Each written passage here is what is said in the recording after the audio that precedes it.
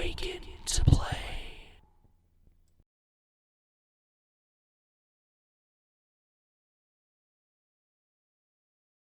Hopefully things are going well for you guys. As for me, welcome to the Gamer Man's Lounge. And today we got video game classics. That's right, that's where I take a look at retro video games. And today we're going to be taking a really good look at a third-person shooter that is so action-packed as hell. It's called Stranglehold.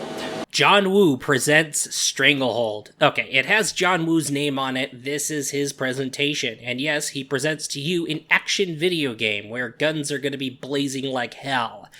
This is essentially the case when it comes to a third-person shooter. You play as a cop who is a loose cannon. His name is Tequila. Okay, that's ironic. The story begins with a missing cop, and Tequila takes matter to his own hands. Spoilers, the missing cop got snuffed out at the beginning, and with that predictable part off the chest, this happens at the beginning, it's time for people to die. Oh yeah, I forgot, somebody is targeting his family. Your weapon selection involves pistols, shotguns, assault rifles, SMGs, grenades, and rocket launchers.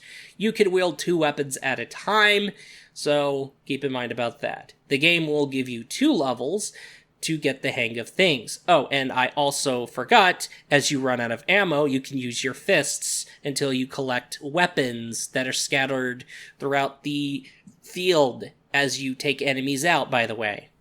You get 2 chapters to get the hang of things, okay? That means you get the hang of the controls, you get the hang of the character, you get the hang of the combat, okay? Get the hang of it, okay? But as you reach the 3rd level, the game's going to start throwing curveballs at you, and you will be tested when it comes to the game and its antics. So be on your guard and keep the game's controls and mechanics in mind. Okay? The game's difficulty is manageable. It's challenging, but it is manageable. But the boss fights will be tough, so be on your toes. Now, Tequila's gunslinging abilities are wild. Just make sure you get the hang of his gunslinging abilities. Letting you know up ahead, if somebody gets close enough to your face, that's good enough for an automatic melee takeout. Something to keep in mind about that. Oh, and he can basically dive and slide over objects, and he can also crouch. You just have to make sure you remember the crouch button, and make sure that you know the crouch button accurately. As a matter of fact, on my end, I thought the crouch button was Control key. The left control key. No, it was actually the C key the entire time, and I went further in the game thinking that the control button was entirely nerf, or what I thought was the crouch button, but it turns out, oh, if I want to crouch, I should have just hit the C key. The control button is for when you want to start hiding behind walls and start firing from behind walls as you're covering your ass. You could say how most of the time the environment is really key and interactive. Let's just say interactable. Yeah, that's that word. So the environment becomes key as you can shoot obstacles and objects and have them drop down on enemies, for example. And most of the environment is very, like I said, interactable, as anything that shines is going to lead into opportunities for stylish kills. Also, keep in mind about destructible walls and destructible environments, because that could get pretty crazy. Stylish kills are essential for the best results. Performing kills that would be ranked stylish will grant you bonuses especially. Okay, that's pretty crazy. Now, this will fill up his thing called a bomb gauge. This gauge can be used to quickly give like a quick heal if you aren't able to find a quick health pack. But hold on, Tequila's bomb gauge comes with more than one ability, as they are unlockable as you proceed through the story. Now, yes, unlockable abilities, so it's not just quick heals. Alternately, collecting paper cranes leads to quick refills on that bomb gauge, and there are segments where the player is on standoff mode, which is like a rail shooter sequence, so you dodge left and right when it comes to bullets, and you kill everyone who is aiming at you at the same time to exit standoff mode. There is also a tequila mode where it's essentially the slow motion mode that you can activate with the press of a button. As a matter of fact, as you dive and slide over obstacles, that tequila mode automatically activates when an enemy is in your sight. So, something to keep in mind about that. If you're slowing down, that means an enemy is in your sight. You just have to find that enemy. Oh yes, there are secret areas, Easter eggs, and multicolored paper cranes to collect.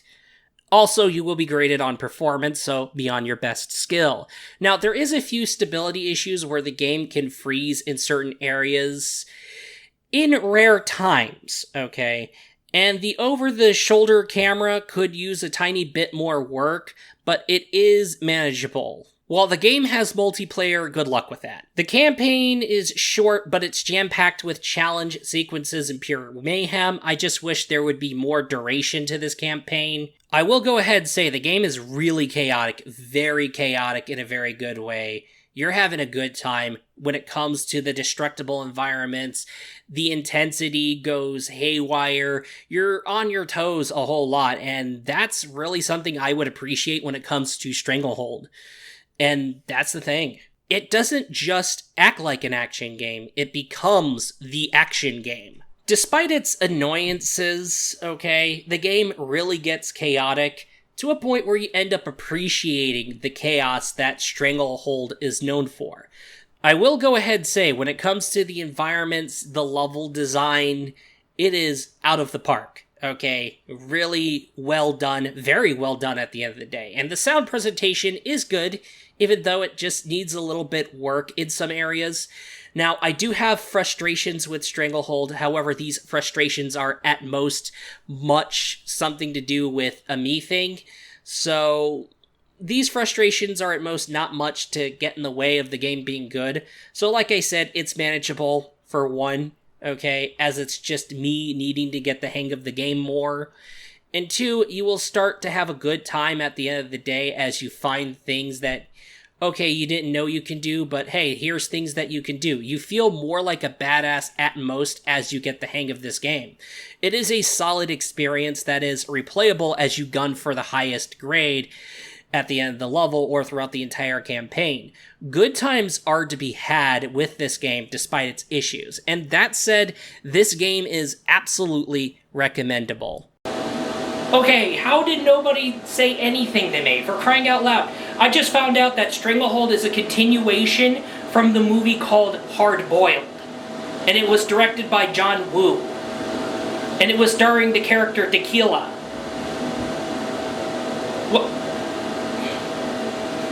Well, this is interesting. Didn't realize that until now. Okay, I'm gonna calm down and just cool off. But yeah, I'm shocked as you are. It is what it is. I thought it was just this game that came out of nowhere. It was just some action-packed experience, and John Woo decided to make a game, and it turns out that it was Stranglehold. He wanted to make Stranglehold. Hey guys, hey devs, hey, come help me make this game called Stranglehold, okay? Pretty wild. Anyway, that's interesting. I'll see you in the next video. Peace out.